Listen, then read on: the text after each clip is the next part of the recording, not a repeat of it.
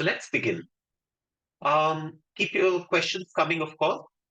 So let's look at what exactly we mean when we say problems starting with business analysis. Could you tell me where you think we should begin? In your opinion and in your experience, where do we begin with business analysis? We've been given a problem and we've been asked to take the lead as business analysts on the project. Now what? Okay. I see Prashant says understanding the data, domain knowledge, understand the scope. Okay. Yes. Identify stakeholders, setting up the problem statement. Where do we start? What should be our first point? Understand goal, requirement elicitation. I can see a lot of different comments coming in.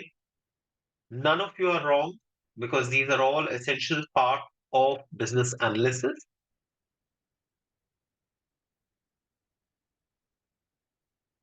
There's just one word that I would like you to switch.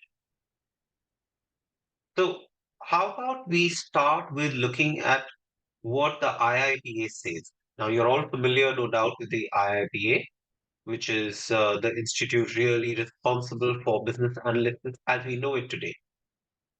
So, let's start off with looking at this is the model, this is the core concept model for business analysis, which speaks of changes, needs, solutions, stakeholders, context, and value, all of these being interconnected. So, as an output of the business analysis, we should have understood every single aspect of these, addressed all of them, and then provided a solution, which means the solution itself should bring change with value in the context of the stakeholders' needs. With all of this considered, what does the IIBA speak of as a start point in that document? Let's look at that. Ah, my apologies. I forgot to share the screen. You see my screen now? So this is the core concept model for business analysis, which looks at changes, solutions, needs, stakeholders, context, and value. And this as a core concept is an excellent guiding point for all of us. And let's go to the next step, which is to understand the document.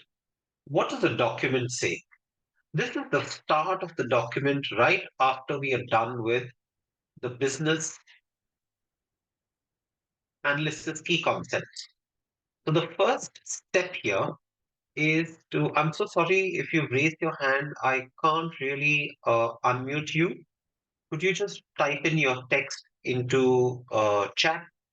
Please don't use Q&A. I don't look at that often. It's easier to look at chat and I will see if I can respond.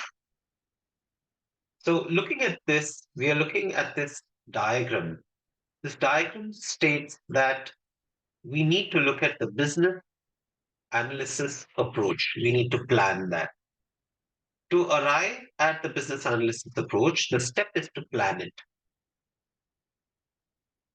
The interesting thing is, what is the input? The input, though we have guidelines and tools, the actual input is needs. So the start point now, with this as context, what do you think should be our start point and where do we start with business analysis?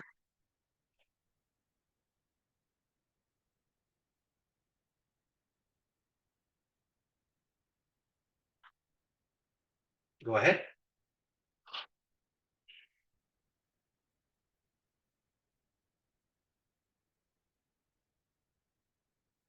I see input, define the business need, requirements, identify need, framework, customer needs, functional, non-functional requirements. Now, this is where we need to be very careful. Words have a meaning, as we all know. Business analysis is all about getting the right words. Now, when we're talking needs, needs and requirements are not exactly the same. Can anyone tell me what the difference is between needs and requirement?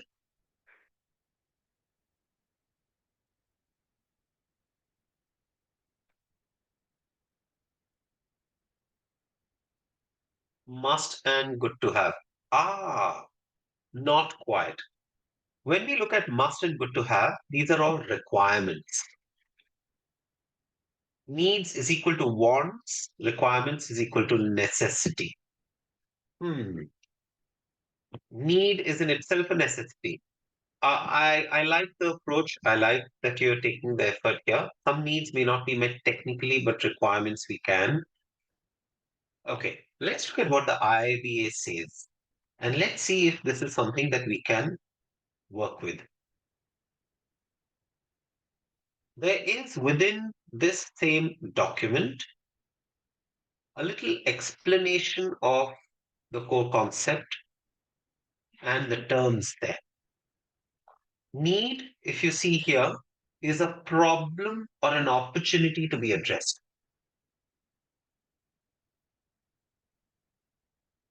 So, what is requirement? If need is a problem or opportunity to be addressed, what is requirement? Any thoughts?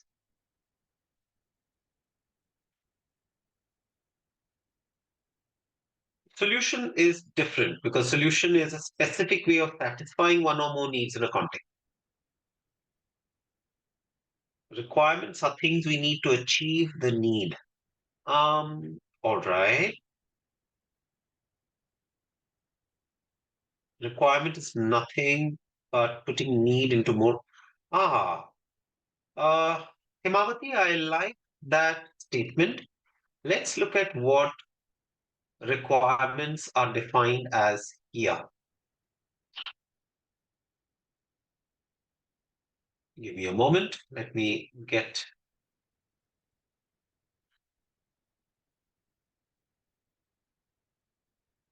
right. A requirement is a usable representation of a need. This is very important for us. A need is a problem that we need to solve. It is a problem. But a requirement is a usable representation of a need. So when we say that requirements focus on understanding what kind of value could be delivered, it's different from a need. A need is just a problem, which is why we go back to exactly that same diagram of the first step, where we speak of using needs to arrive at planning the business analysis approach. Remember, I told you words have meaning, and that is why the input is needs and not requirements. Requirements will arrive as we build the whole process. Requirements will also get created. Now, there's one tricky part about need. We have put need in a little neat little box here saying needs. You have to think of needs not as this, but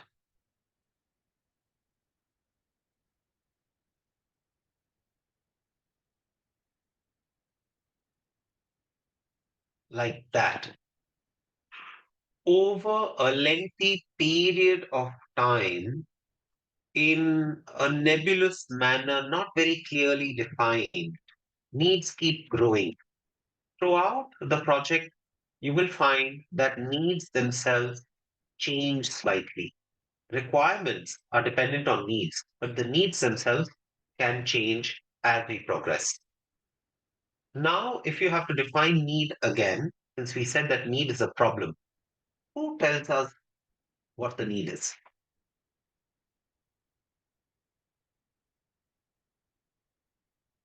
Business, okay? Customer, stakeholders, That's right. Uh, I see that we have a requirements are specifics of the need that will serve as a guide. So the requirement itself is dependent on the need first. That's why we always start with the need. So the simple answer to where do we start business analysis? We start with the need, not with anything else. Understanding the needs requires to do what? How do we now? We know where do we start business analysis? Needs. How do we start?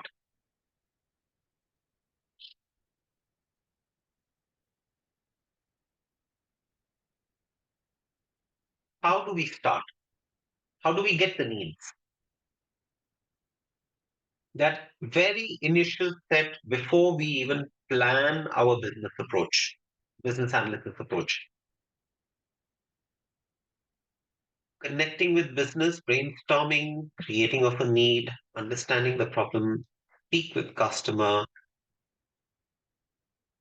kick off, start a survey. I am missing that one word. I'm looking for that one word.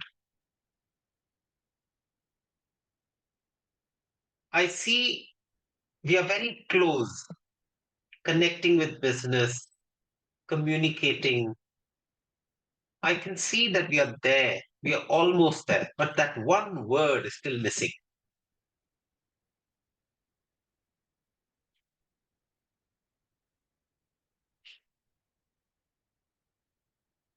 Let me step away from this entire business analysis conversation. Let me move to a slightly different place. Let's say that you come to me and ask me for some biscuits. And I give you peanuts. Oh, forget peanuts. I give you pistachio. What do you think?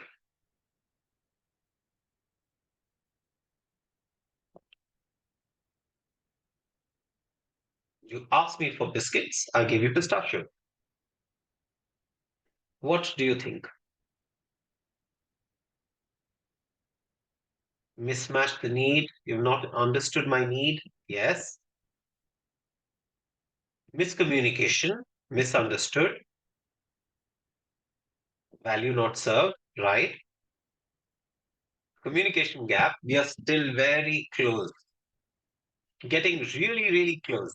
But I'm missing that one point, which is an absolute must when we are talking of needs. Understanding the needs. No. All right. Let me out the secret here. There is one essential thing we need to understand needs, which is to listen, not ask, but listen. The most important part of a business analyst's entire work is listening. Because if we don't listen, then the biscuit will become anything else. So when someone comes to us with a problem that we want to solve, and here it's important that we should want to solve it. Let's face it, if someone comes up to me and says, I have a problem, and I have no interest in solving the problem, I don't want to be involved in that problem, what will I do? Not listen, not listen at all, or not listen enough. But if I want to solve that problem, I want to address that problem, I want to find a solution, I want to consider what you are telling me as your need. I just need to listen. So, if I were to ask you again, where do we start business analyst? What would your answer now?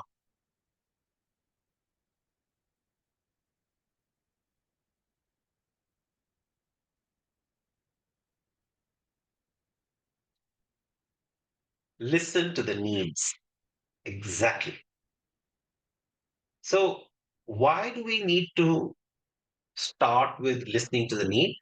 Because this will allow us to take to start the entire process by saying that given that we have these needs, this is the approach that we should take.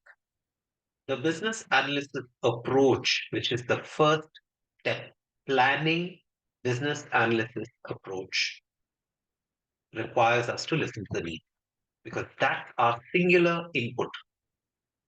Once we have that, we can take things forward and move forward a lot more. Now, let's take some real examples.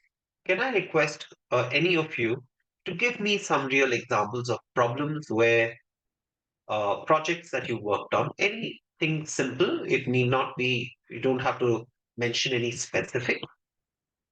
Keep it generic, keep it, ensure that you are not really being sued for confidentiality.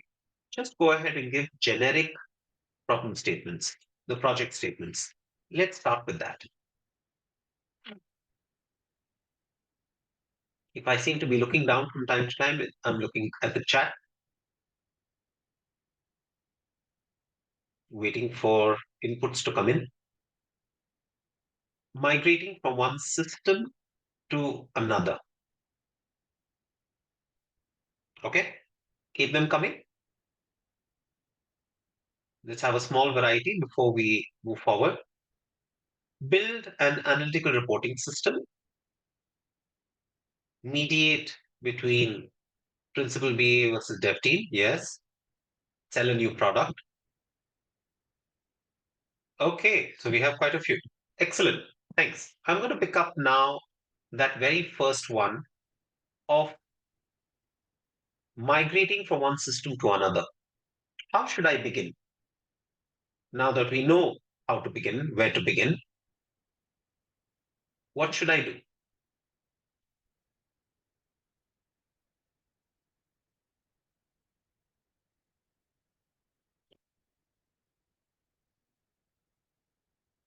Hmm.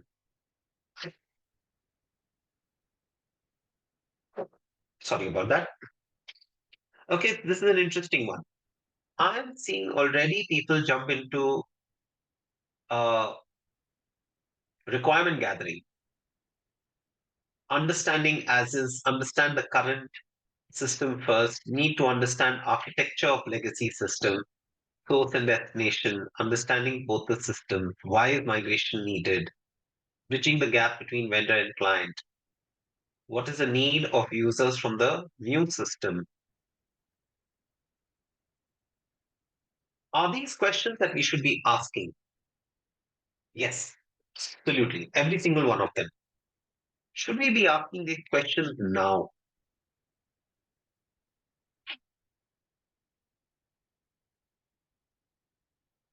That's part of the business analysis requirement gathering, the elicitation. That's where all of this comes in. So, what do I ask now?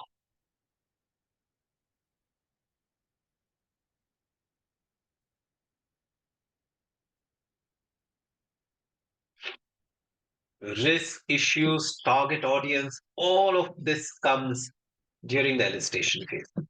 At this point, when I ask for needs, all I need is just to listen, not ask any question. At this point, I just need to collect the entire set of needs by listening, nothing else. So, my job at this point is, oh, let me increase that. Doesn't help.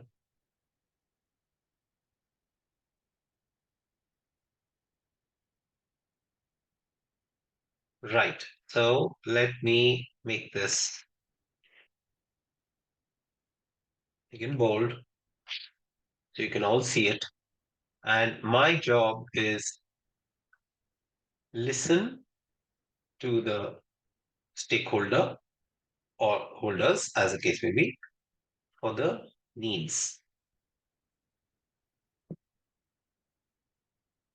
All questions can wait. That that's what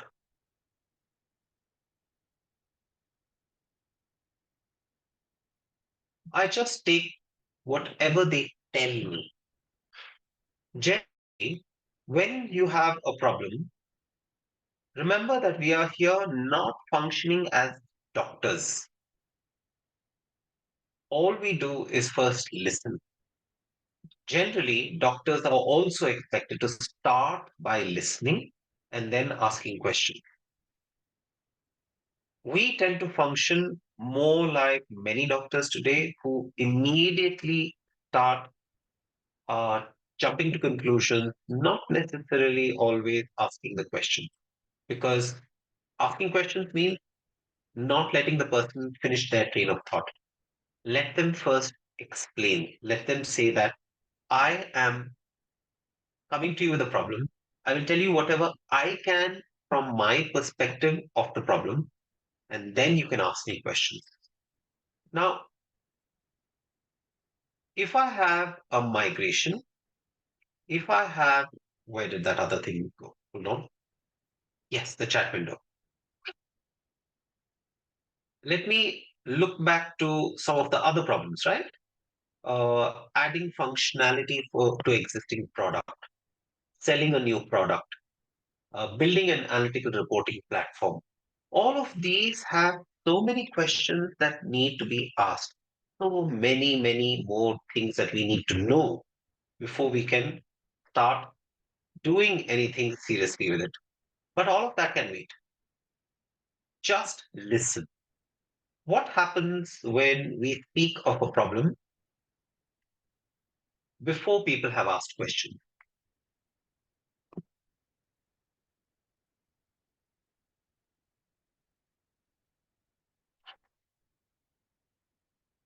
What is the behavior before questions are asked?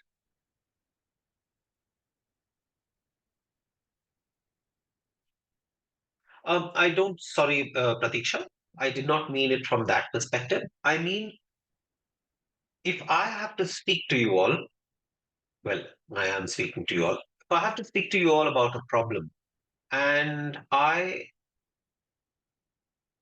am not being asked any questions, what will be my flow of thought and of speech?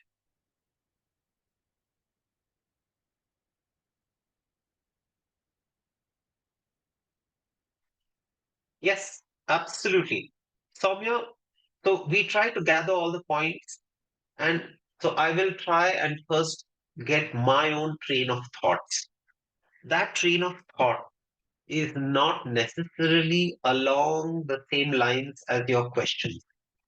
So if I have a certain train of thoughts, I believe that something is more important than something else. So I speak of it early, I speak of it later. Whatever my beliefs, whatever my thought, I present the lot to you. What happens if I'm interrupted by your question? What happens if my train of thought is interrupted by your question? You mean well, you want to get more information. But what's the downside of that? Yes, Bunkin, you're absolutely right. Actual needs will be dictated rather than responding to questions. So, what will end up happening is in trying to respond to your questions, I will stop thinking. My train of thought will get interrupted. What I had to communicate to you now, since I'm responding to questions, if you have something to specific to ask, I will respond to that. If you have missed asking a certain something which I would have otherwise told you, I may forget to tell you altogether, which means that what I have to communicate to you, you just need to listen. It's such a simple thing. Why are we spending so much time? I think now I've been speaking for 26 minutes. Why are we discussing something which would seem to be so obvious? Do we do this?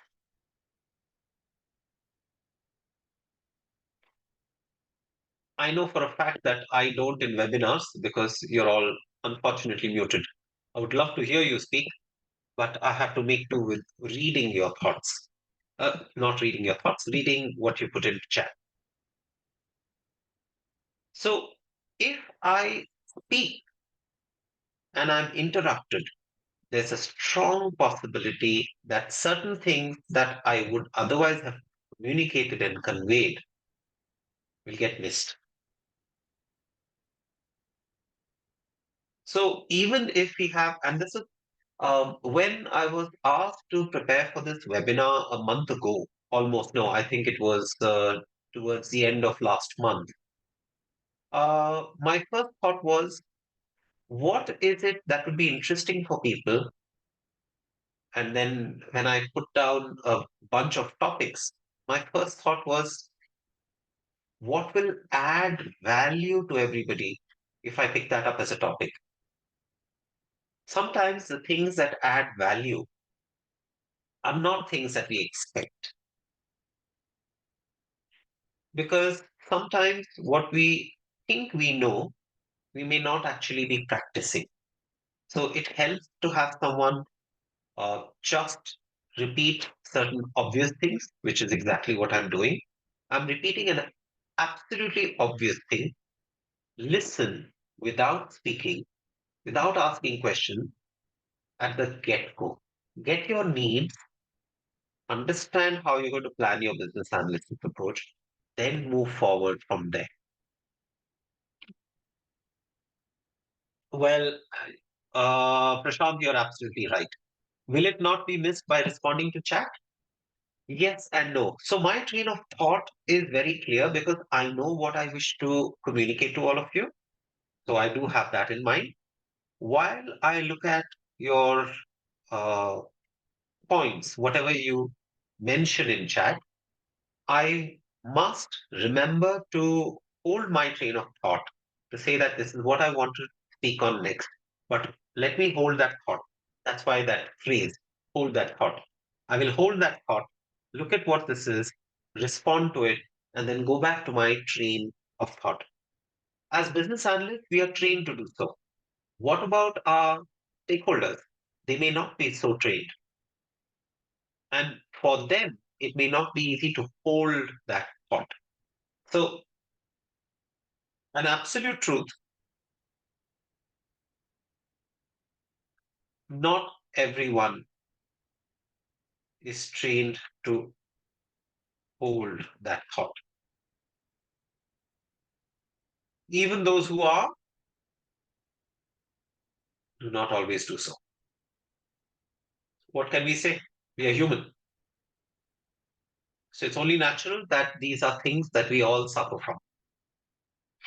So, yes, when you are attending to anyone's needs, you just listen. Now, how does this help us plan? How does this help us begin and plan the business analysis approach? Any thoughts? We've got the need. We have listened actively. We have not asked questions. We have avoided giving in to that absolute elicitation screech in our head. And we have said, no, we will just listen. What next? What do we do with once we have the needs?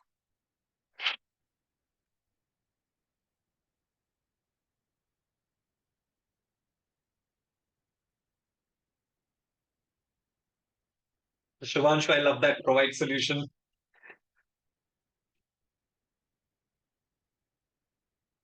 We start analyzing them, document the needs and background info, understand the need and ask questions if any, managing the resources to fulfill the needs, understand the needs. Okay. Ask clarifying question. Hold off on that, Sangeeta. Asking clarifying questions and repeat for better understanding mutually is good, not yet. Remember, we've just collected the needs. Yes, you're right that the needs themselves, we repeat just to get that clarified. That's fine. Don't ask questions yet. gather information, put requirements in place. We are jumping the gun a little bit when we speak of requirements. Let's go back and look at what the BABOK, Business Analysis Book of Knowledge tells us. We look at the needs, we apply a business analysis performance assessment or business policies, expert judgment, methodologies and framework, stakeholder engagement approach. All of these are guidelines and tools available to us to plan business analysis approach. So before we do anything else, we have to first take those needs and plan the business analysis approach. How does this happen? How do you plan the business analysis approach? This is where the document is very good. And I'm referring directly to you all the original document so that there is no miss in translation.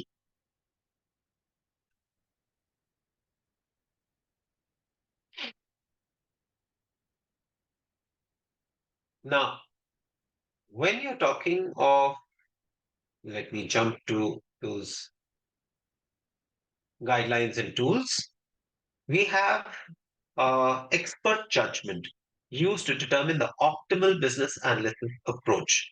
Expertise may be provided from a wide range of sources, including stakeholders on the initiative, COEs, consultants, blah, blah, blah, blah, blah, blah. You see, at this point, prior experiences of the business analyst and other stakeholders should be considered. The interesting part is that this is the second sentence, not the first. What does this tell you?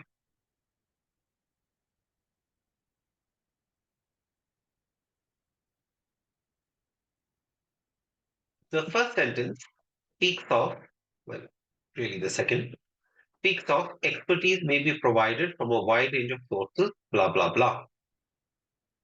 The next one says prior experiences of the business analyst and stakeholders should be considered. What does this tell us? What is the underlying message that you get from these statements?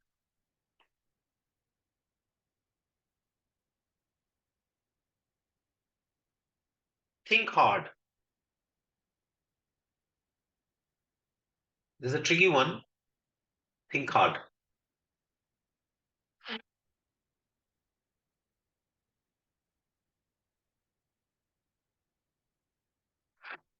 Open mind approach to needs. Oh, we are looking at the needs, but we are no longer collecting the needs. We are just processing the needs to arrive at a plan for the business approach, the business analysis approach. Judgment varies from person to person based on his or her experience. That is an explanation of the second sentence, Bunkin. But from this whole para, what would you take away?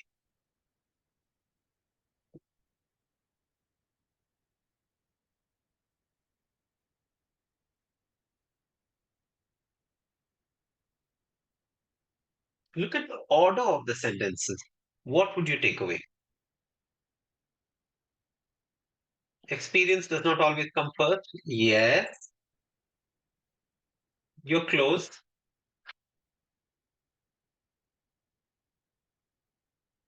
Prior experience is not necessary. You're also close.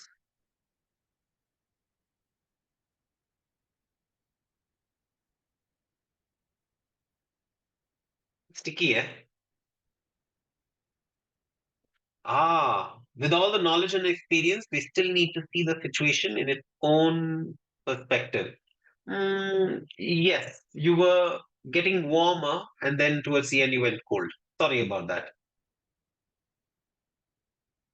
Everyone's expertise collectively is more important than prior experience. Interesting sentence. I will not disagree with that. Suggestions can be given to stakeholders on which approach to take for the needs. Yes, but that's not the key thing to think of here. Collect all the knowledge base. Okay, yes, close. Consensual decision. Hmm.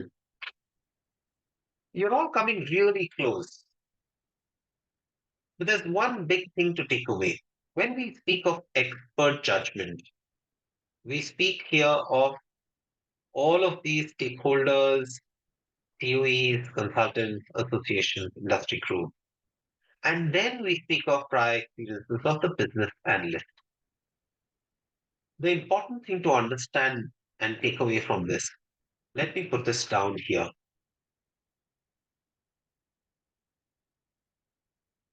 It is a bit of a difficult truth.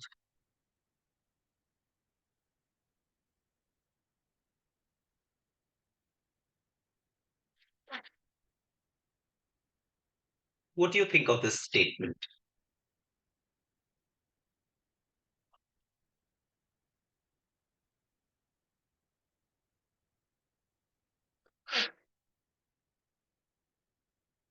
When we speak of any expert judgment as a guideline, as a tool, every single time we tend to first apply our thought process to it.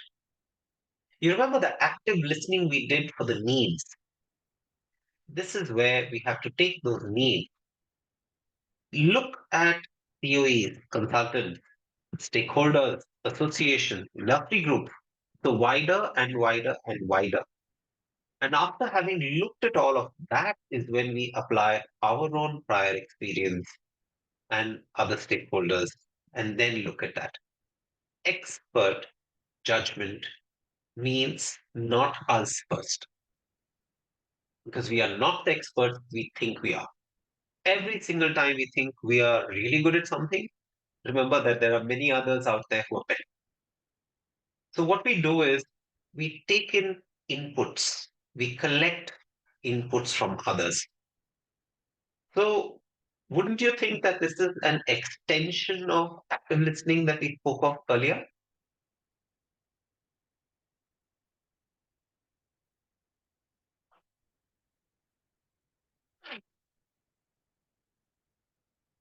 Therefore, every time we have that question before us as to how to begin, where to begin with business analysis, the answer is still, in a nutshell, listen. Listen more. Now, when you're looking at this expert judgment, I will move you down to some techniques. Now, there's a big bunch of techniques that have been defined: business cases, brainstorming, document analysis, estimation, interviews, blah, blah, blah, all of those. Now, we have the outputs. Outputs is the business analysis approach, right?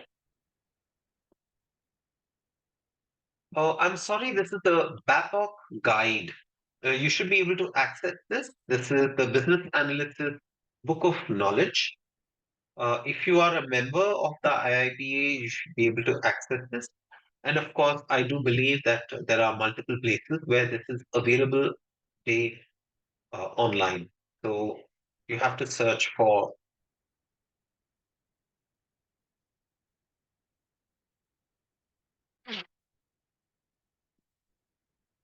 IIBA BABOK. That is the Business Analysis Book of Knowledge. So the IIBA is the premier institute for business analysis, the same way as the PMI is for project management. So the IIBA, I do believe that iiba.org. Let me bring that up for you, just so you get better informed on this.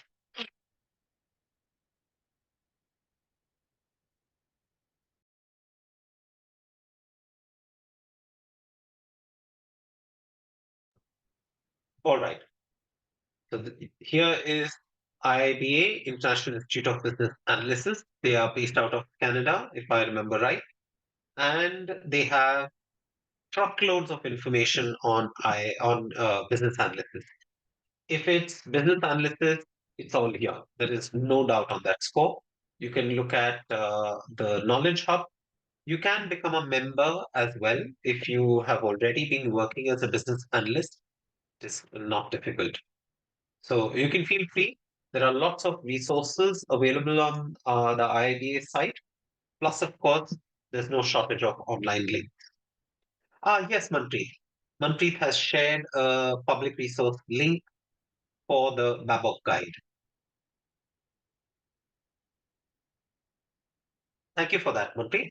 So here is where, when you're looking at this document, you have to be a little careful. This document, as you can see, or you can't, let me, interesting. They've changed the look and feel of, uh, oh my, 514. There are 514 pages in this document, and this is not the whole thing. While this is the book of knowledge, there is a lot of additional information available that we all need as business analysts. But there's a lot of reading that you need to do between the lines. It's important that we consider this. Uh, did I miss a Q&A? I see. There's a lot of information here, and it's easy to miss sometimes the forest for the trees. Like I spoke to you just now, there are these little gems that you will find. Things like expert judgment, the order of things, to help us bring us to our senses, to know, to understand that we are not always the best expert, and that we need to reach out and listen to others. There's a lot of information out here. All of this is useful, and yet you have to be mindful to keep reading between the lines to understand the essence of what is being communicated here. Now, let's look at this business analysis approach. So this helps us identify the business analysis approach and activities that will be performed, including who will perform the activities, timing and sequencing of the work, deliverables that will be produced, and techniques that may be utilized. This is really the starting point for the process. But none of this is achieved without the needs and our listening activities. Let me take you back up to another point here. Uh,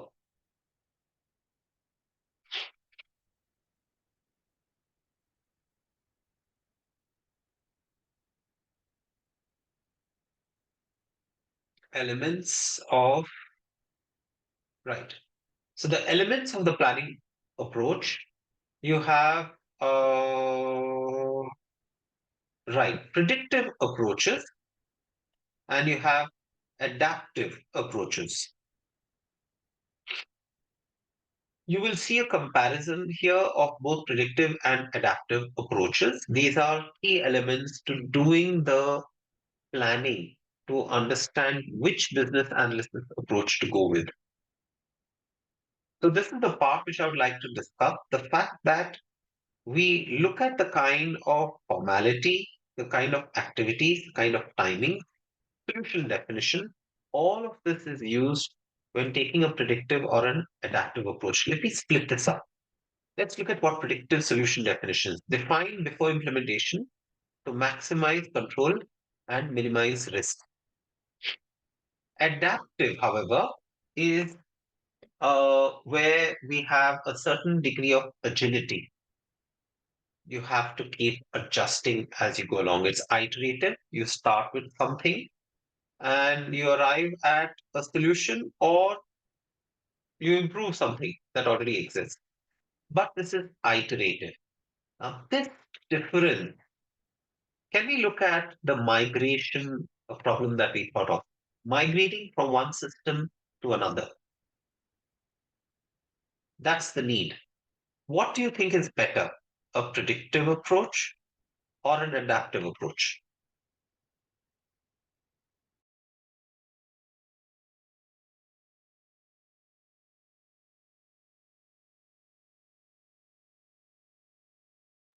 Oh, I already have. adaptive, predictive. Could you also tell me why? Besides the word, tell me why. Because remember, at this point, I need to take a decision: predictive or adaptive. Do I look at only solution definition?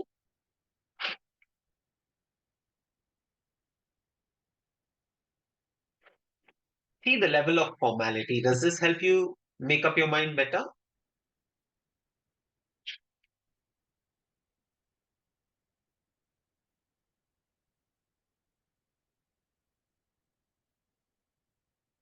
So, should it be adaptive or predictive? It depends on how we have received that. You see, information is captured in standardized templates, but in informal and adaptive, that is, information is gathered through team interaction and feedback. For a migration of a system from one to another, you see here, activities required to complete deliverables are identified first and then divided into tasks. Here, it's the other way around. They are divided into iterations with deliverables, and then you identify the task. Tasks are in phases, tasks are iterative. For a migration, I ask you again, if you see this definition of solution definition, level of formality, activities, and timing for both predictive and adaptive. Now I wish you to look at this, think hard, and tell me how you will select. Remember, the problem here is migration from one system to another.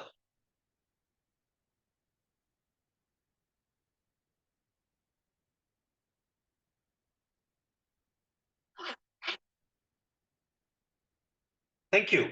I can see that you've all got it. Predictive it is. The minute you have a clarity on the need, studying whether it is predictive or adaptive becomes a very easy task. Sorry, Deepti, I cannot unmute you. I know you've raised your hand. Could you just type in chat? I will respond. Predictive, when it's migration, is perfect because you cannot leave anything to chance. You cannot have informal gathering. It cannot be iterative. It has to be absolutely crystal clear. For this to succeed, you have to take a predictive approach, which guides your entire business analysis. Knowing this approach itself guides your actual business analysis. This is why we start off by doing active listening. That active listening, all of that becomes the input for planning the business analysis approach. Now, with that business analysis approach, we compare: is it predictive? Is it adaptive? With that clarity in mind, because of the need, we can decide which one to go with. Let me take, just for kick, a different example. Let's take, sorry about that. It seems to have gone further up.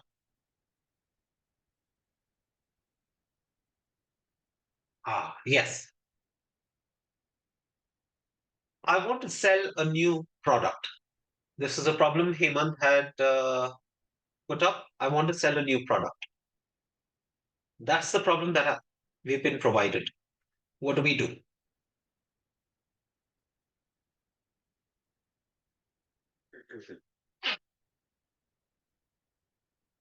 I want to sell a new product is the need.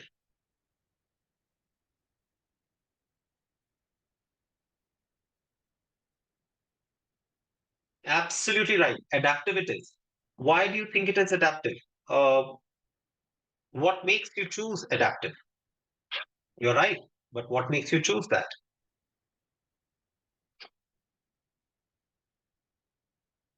I can see your instincts are kicking in, all of you, time to time based on feedback. Yeah. Selling a new product means that it's iterative. there is a significant amount of back and forth that happens. You can't take a very clear formal approach to something like this because the outline, the need, and this is where we see the difference. This is a lot more migration. This is more selling a new product. I try and draw a picture because it helps me understand things better. It helps me understand very clearly what exactly is happening. With this knowledge of the shape of my need, this is how I decide. I look at the shape of my need and I say, predictive, definitely adaptive. So is this something that you think that you can use? Is this an approach from what we have seen today? Is this something that you can try and use for your own projects?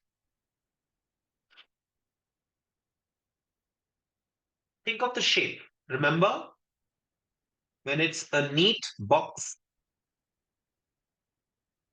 look at it and say, this is predictive. I need to know everything beforehand. There can be no room for error. Here, it's iterative. The need is a little fluid. There is going to be much to learn. And this learning will come from a lot of informal chats as well. It cannot all be formally documented from the get go. This will require an adaptive approach. So, can I request you to, based on what we have seen, starting with the model, the core concept model, BACCM, Business Analysis Core Concept Model, starting with this to understanding how to get needs, to moving to planning for the business approach, which is the best approach to take. How would you summarize your learning and how would you apply it? Can you give me an example, particularly those of you who have already spoken of a problem, even those who have not for that matter? Can you look at your own problem statement? You've stated the need. Now go to the next level and say, for this need, this is the listening. So therefore, this is the need. And this is the shape of the need. And therefore, this is the approach that I would like to take.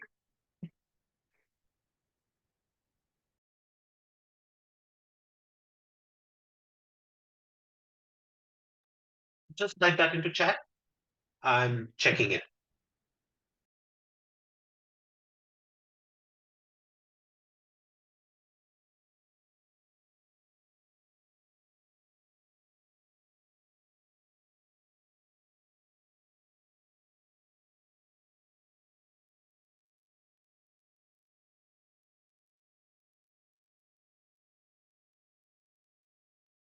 Okay. Yes. Vinod, Priyanka, both of you are spot on. Strategy for drug development, adaptive approach. Definitely. Because when you have a drug development, there are a significant amount of unknowns that we will discover as we go along. There's a lot of testing. The process itself is basically iterative. The only way you can do something like that is to understand what kind of harms are going to come about and ensure that you address those harms and focus a lot more on the gains. App to price a product and market, adaptive. Bridging the gap, cloud shaped. Absolutely adaptive. So far, I'm seeing a lot more of adaptive. Keep those coming, folks. Let's see if anybody gets something which is off, because I can help you reset your thinking. Need. Regulations have changed and so product needs to be modified accordingly. Approach predictive. Bang on, Asha. Anytime you have something which is regulatory, you know all of it can be clearly demarcated in a document, explained and planned for. it should be a predictive approach. When you're dealing with regulations, looking at something which is adaptive would mean that there's a risk that you will miss things out. So, yes, spot on. It should be absolutely predictive.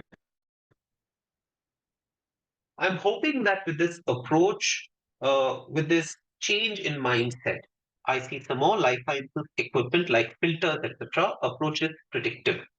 Ah, here's a tricky one. Swapna has picked up in life sciences filters as equipment. Filters deal with a combination of regulation, which means things are absolutely crystal clear, in which case a predictive approach is the best. They also have some harms that may not be known. Does that mean an adaptive approach is better?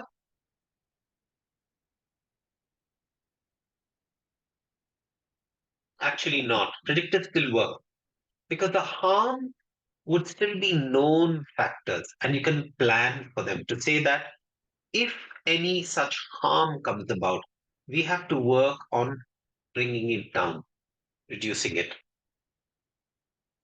So, Vinod has an excellent question based on what I just said. Can there be a combination of predictive and adaptive? No, you do not need it. Why would you go for adaptive? Because things are not crystal clear. Things are crystal clear when you have an old business which is regulatory driven, regulation driven, in which case predictive will work beautifully because even the unknowns are actually kind of known generically. And so you can prepare for it, you can plan for it.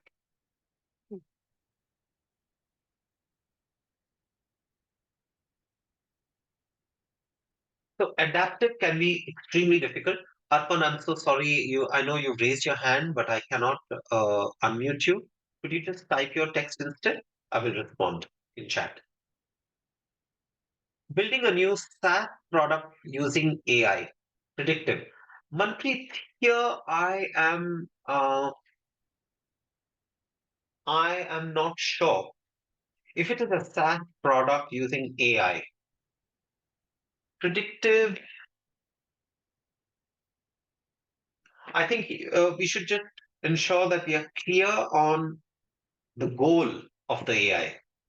The need should be very clear. It cannot just be new SaaS product using AI because that's too open. Here, the need needs to be a bit more detailed. If it is a single goal, it can be predictive. If it is multi-goal, it may need to be adaptive. So just take an adaptive approach. Using an adaptive approach does not mean that you cannot allow for the regulatory parts. Using an adaptive approach just means there are a lot more unknowns, a lot more conversations to be had, more to be learned from conversation, from discussion, and therefore it's better to go with the adaptive approach. Uh, oh, I see that we are upon the hour. It's 1 hour up. I'm so sorry that I cannot take this further. I'm so thankful that all of you have been so attentive, and I hope that this helps you. Looking forward to the next time. Thank you. Goodbye.